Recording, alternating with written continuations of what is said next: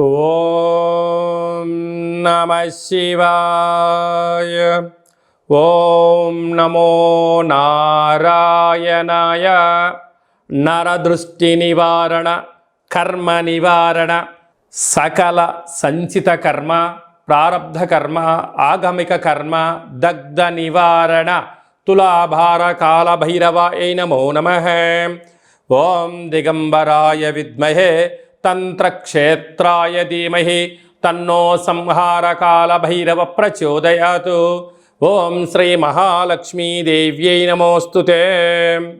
ఓం గణానాం త్వా గణపతిగుం అవామహే కవిం కవీనాపవస్త్రవస్తవం జ్యేష్ఠరాజం బ్రహ్మణస్వత ఆన శృణ్వన్నోతిభిస్సీదసాదనగుం శ్రీ మహాగణాధిపతయే నమః. హరి ఓం. 1వ తారీఖు 9వ నెల 2024 నుండి 15/9/2024 వరకు పుట్టినటువంటి వారందరూ కూడా ముందస్తుగా జన్మదిన శుభాకాంక్షలు. గతంలో వివాహం అయినటువంటి వారికి వివాహ వార్షికోత్సవ శుభాకాంక్షలు. 1/9 నుండి 15/9 వరకు ద్వాదశ రాశుల్లో గ్రహ గమనాల్ని ఒకసారి వీక్షింపచేద్దాం. వృషభ రాశిలో దేవగురు బృహస్పతి శత్రుస్థానంలో సంచార స్థితి. మిథున రాశిలో కుజ భగవానుడు, కర్కాటక రాశిలో బుధ భగవానుడు, సింహరాశిలో ఏడాది తర్వాత రవి భగవానుడు, కన్యరాశిలో శుక్రుడు మరియు కేతు సంచార స్థితి, కుంభరాశిలో శని భగవానుడు వక్రగమన సంచార స్థితి, మీనరాశిలో రాహు భగవానుడు సంచార స్థితితో ద్వాదశ రాశుల్లో గ్రహ గమనాలు ఈ విధంగా ఉన్నాయి. అందరికీ ముందస్తుగా వినాయక చవితి పండగ శుభాకాంక్షలు. వినాయకుడు అనగానే అవిఘ్నములను తొలగించి ఐశ్వర్యాన్ని ప్రసాదించేటువంటి భగవంతుడు కనుక ఆది పూజ్య మహాగణాధిపతి. అంటే ఏ పూజను మనం ప్రారంభించాలనుకున్నా పసుపుతో చేసిన గణపతి స్వామికి మనం పూజ చేసుకుంటూ ఉంటాం. భాద్రపద మాస శుద్ధ చవితి వినాయక జయంతి సందర్భంగా గణపతి స్వామి యొక్క ఆశీస్సులు మనందరిపైన ఉండాలని కోరుకుంటూ, కైలాసనాథుడి యొక్క సుపుత్రుడి యొక్క ఆశీస్సులు మనందరిపైనను చూపిస్తూ, ఎవరికి ఎలాంటి కష్టాలు లేకుండా అందరికీ విద్య, విజ్ఞానము, ఉద్యోగము, వివాహము, సంతానము, రాజయోగము, రాజభాగ్యము, రాజభోగము, ఆనందయోగము, ఎవరికి ఏవేవి కావాలో అన్నీ ప్రసాదించే శక్తి ఆ విఘ్నేశ్వర స్వామి వారికి ఉంది కనుక అందరిపైనను గణపతి స్వామికి ఆశీర్వాదాలను కోరుకుందాం. దయచేసి వినాయక చవితి రోజు సాయం సంధ్యాకాల సమయంలో ఎవరు దయచేసి ఆకాశంలో ఉండబడినటువంటి చంద్ర భగవాను ఎవరూ దర్శించవద్దు. కారణం ఏమిటనగా మన కృష్ణ పరమాత్ముడు పాలలో గ్లాసులో చంద్ర భగవాను యొక్క దర్శనమైనందుకు ఆ సంవత్సరాంతము అనేక రకాలుగా చెయ్యనటువంటి నిందలను పడి అనేక రకాలుగా ఇబ్బందులకు గురయ్యాడు అని చెప్పి మనకు అనేక రకాల పురాణాలు చెప్తూ ఉన్నాయి. కనుక దయచేసి మనం ఎవరము కూడా చూడకుండా ఉండే ప్రయత్నం చేయండి. పరిస్థితుల ప్రభావం చేతనో ఏదో పరిస్థితుల ప్రభావం చూసినట్లయితే దగ్గరగా ఉండబడినటువంటి గణేశ స్వామివారి యొక్క మండపం దగ్గరికి వెళ్ళి ఆ అక్షంతలు వేసుకొని స్వామివారికి మనసారా దండం పెట్టుకోగలిగినట్లయితే ఆ యొక్క చంద్ర దర్శన దోషం తొలగిపోతుందని చెప్పి గమనించగలగాలి. వీలైనంత వరకు కలుషితము కానటువంటి, అంటే రసాయనిక రంగులతో తయారు చేసినటువంటి వినాయకుడిని కాకుండా ఆర్గానిక్ సహజ సిద్ధమైన రంగులను ఏర్పాటు చేసినటువంటి గణపతి స్వామిని పూజించుకుందాం. భావి తరాలకి, అంటే రాబోయేటువంటి రోజులలో కలుషితము లేనటువంటి చెరువులను కాపాడుకుందాం. ఎందుకనగా చెరువులో వేయడం వలన నీరు కలుషితమవడం, అందులో ఉండబడినటువంటి జలరాశులు అంటే చేపలు కానీ, కప్పలు కానీ, అనేక వానపాములు కానీ అవి మరణించకుండా కాపాడుకునే బాధ్యత మన అందరిపైన ఉందని చెప్పి కూడా గమనించగలగాలి.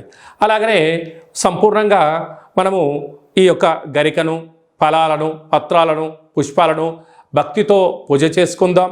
గణపతి స్వామికి ఆశీస్సులు పొందుదాం. అనేక మందికి ఆదర్శంగా ఉందామని చెప్పి కూడా గమనించాలి.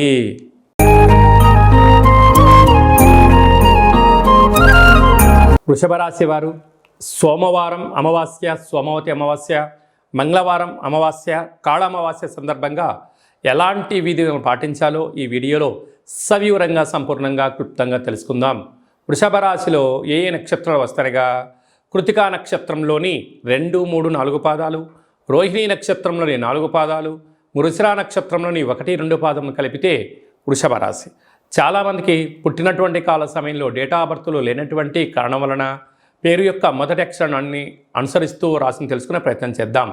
ఈ, ఉ, ఏ, ఓ, వా, వి, ఉ, వే, ఓ అక్షరాల వారందరూ కూడా వృషభ రాశి జాతకులే. వృషభ రాశి యొక్క అధిపతి శుక్ర భగవానుడు కనుక శ్రావణ మాసం, అందులో సోమవారంతో కూడుకున్న అమావాస్య, మఖా నక్షత్రంలో వచ్చినటువంటి అమావాస్య, మంగళవారం పుబ్బా నక్షత్రంతో కూడుకున్నటువంటి అమావాస్య, పుబ్బా నక్షత్రాధిపతి శుక్ర భగవానుడు, వృషభ రాశి యొక్క అధిపతి కూడా శుక్ర భగవానుడే కనుక రాశిలోనే దేవగురు బృహస్పతి శత్రుస్థానంలో సంచారం చేస్తున్నారు కనుక వృషభ రాశి వారు తప్పకుండా ఈ సోమవతి అమావాస్య, ఈ కాళ అమావాస్య రోజున ఇంట్లో వీలైనంత వరకు శుద్ధి పెట్టుకొని, అంటే ఇంటి నల్ల మంచి మహాలక్ష్మి ఇంటి నల్ల శుద్ధి పెట్టుకొని ఇంటికి మామిడాకులు కొబ్బరాకులు ఏర్పాటు చేసుకొని ఒక ఎర్రటి గుమ్మడికాయను సగభాగాన్ని కట్ చేసి పూజా మందిరంలో కానీ లేకుంటే ఇంటి మధ్యలో కానీ ఒక మూలకు కానీ ఒక అష్టదళ పద్మాన్ని ముగ్గును వేసి ఒక దోషుడు ఉప్పును పోసి ఈ గుమ్మడికాయను సగభాగాన్ని కట్ చేసి అందులో పీచు పదార్థాన్ని తీసేసి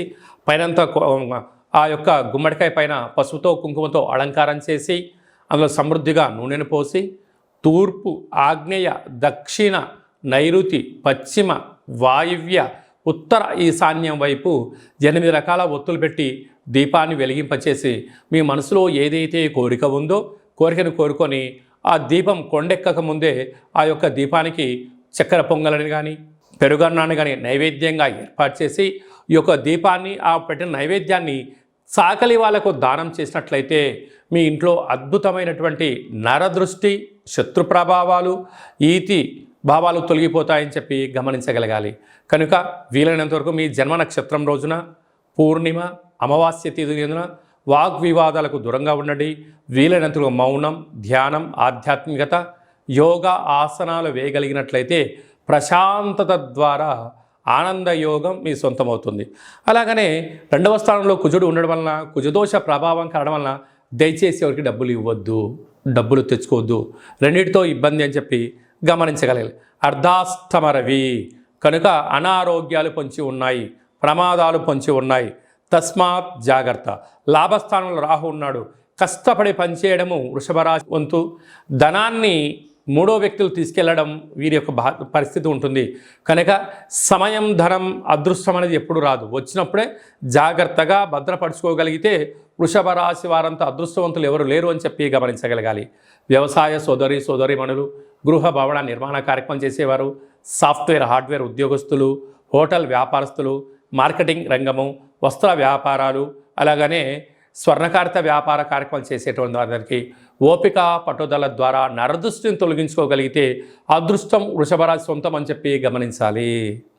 2/9/2024 మనకు సోమవారం అమావాస్య, శ్రావణమాస అమావాస్య, అందులో మఖా నక్షత్రంతో కూడుకున్న అమావాస్య రావడం వలన సోమవతి అమావాస్య అంటారు. ఆ అమావాస్య సోమవారం అంతా సంపూర్ణంగా ఉంటూ 3వ తారీఖు ఉదయం 9 గంటల వరకు కూడా ఉంది కనుకనే మనకు మంగళవారం కూడా అమావాస్యగా పరిగణించగలగాలి. కనుక శ్రావణమాస అమావాస్య సందర్భంగా కాళ అమావాస్యగా మనము గమనించగలగాలి. వీలైనంత వరకు ఇంటిలో శుద్ధి పెట్టుకోవడం, మన జన్మ నక్షత్రం, మన జన్మతిథి, జన్మరోజు ఆ రోజు వచ్చినట్లయితే వీలైనంత వరకు నీటిలో ప్రయాణం చేయకపోవడం, వాయు ప్రయాణాలు చేయకపోవడం, విశేషమైన గొడవలకు దూరంగా ఉండడం, మౌనంగా ఉండే ప్రయత్నం చేయగలిగినట్లయితే మనకు దుష్టగ్రహాల యొక్క దోషం తగ్గుతుందని చెప్పి గమనించగలగాలి. వీలైతే కాలాన్ని శాసింపజేసే శక్తి కాళభైరవ స్వామి వారికి ఉంటుంది కనుక మనమందరము కూడా కాళభైరవ స్వామి యొక్క స్మరణ, ధ్యానము, కూష్మాండ దీపము, కాళభైరవ స్వామికి సౌభాగ్య ముడుపు కట్టుకొని హోమ కార్యక్రమంలో పాల్గొన్నట్లయితే మనకు అమావాస్య ఛాయలు, సోమవతి అమావాస్య ఛాయలు దోషం తొలగిపోతుందని చెప్పి కూడా గమనించగలగాలి.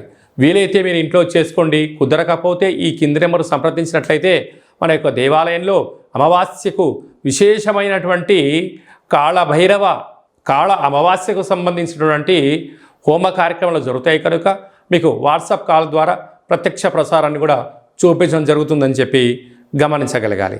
అలాగనే మనకు 7వ తారీఖున వినాయక చవితి పండగ కనుక మనమందరము కూడా ఆది పూజ్య మహాగణపతి స్వామి వారి యొక్క పూజా కార్యక్రమాలని యథాశక్తిగా మనకు ఎంత శక్తి కలిగితే అంత శక్తిగా స్వామివారిని పూజ చేసుకుందాం. కలుషితం లేనటువంటి, రంగులు లేనటువంటి, రసాయనం లేనటువంటి వినాయక స్వామిని పూజిద్దాం. స్వామివారికి అటుకులు, బెల్లము, ఉండ్రాళ్ళు, లడ్డూ నైవేద్యాన్ని ఏర్పాటు చేసుకుందాం. స్వామివారి యొక్క ఆశీస్సుల కోసం మనం అన్ని విధాల మానవ ప్రయత్నం చేద్దాం. దయచేసి చంద్ర భగవానుణ్ణి దర్శించవద్దు అని చెప్పి మీరు గుర్తుపెట్టుకోగలరు. అలా విధి లేని పరిస్థితిలో దర్శించినట్లయితే ఈ కింది నెంబర్ సంప్రదించి మీ గోత్రనామాలు పంపించినట్లయితే ఆ యొక్క దోష నివారణకు మన యొక్క దేవాలయంలో ప్రత్యేకంగా పూజ చేయించి మీకు గరిక, అక్షంతలు, కంకణాన్ని పంపించడం జరుగుతుంది. కనుక దయచేసి 100కు 100% ఎవరు చూడవద్దు. తెలియని పరిస్థితిలో చూసినట్లయితే ఈ కింది నెంబర్ సంప్రదించండి.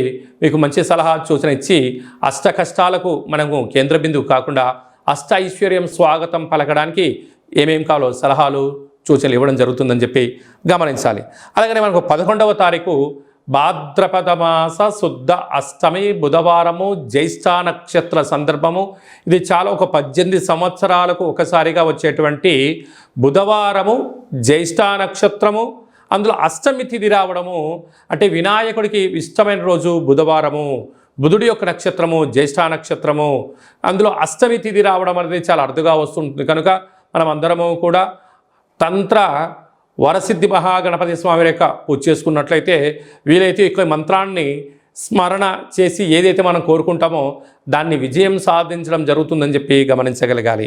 మంత్రాన్ని చెప్తాను, ఒకసారి నోట్ చేసుకోండి.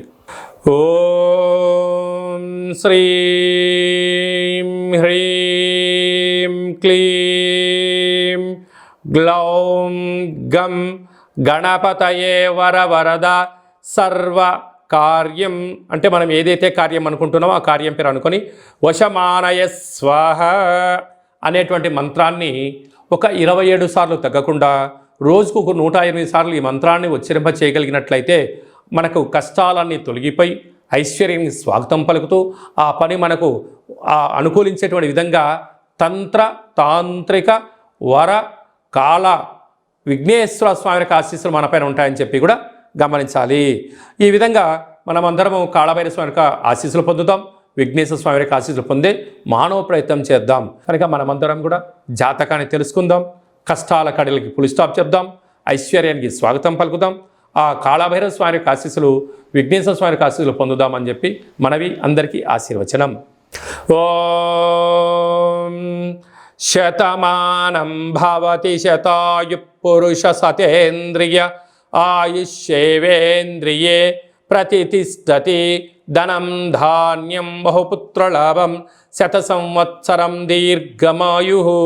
సర్వే జనా సుఖినో భవంతు, లోకా సమస్తా సుఖినో భవంతు.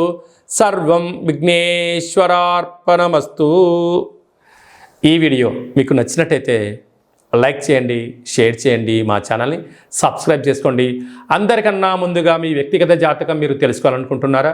అందరికన్నా ముందు మీరు మంచి రోజులు, ఎలాంటి విధులు పాటించాలో తెలుసుకోవాలనుకుంటున్నట్టయితే మా యొక్క ఛానల్ని సబ్స్క్రైబ్ చేసుకున్న తర్వాత గంట సింబల్ ప్రెస్ చేయండి, ఆల్ అనే బటన్ కూడా తెలియచేయండి. ఆధ్యాత్మికమైన ఈ యొక్క కార్యక్రమాన్ని భగవద్బంధువులకు, మిత్రులకు, స్నేహితులకు మీ క్షేమాన్ని ఎవరైతే కోరుకుంటున్నారో, మీరు ఎవరి క్షేమాన్ని అయితే కోరుకుంటున్నారో వారికి ఈ వీడియోను ఫార్వర్డ్ చేసి భగవంతుడి యొక్క ఆశీస్సులు పొందగలరు.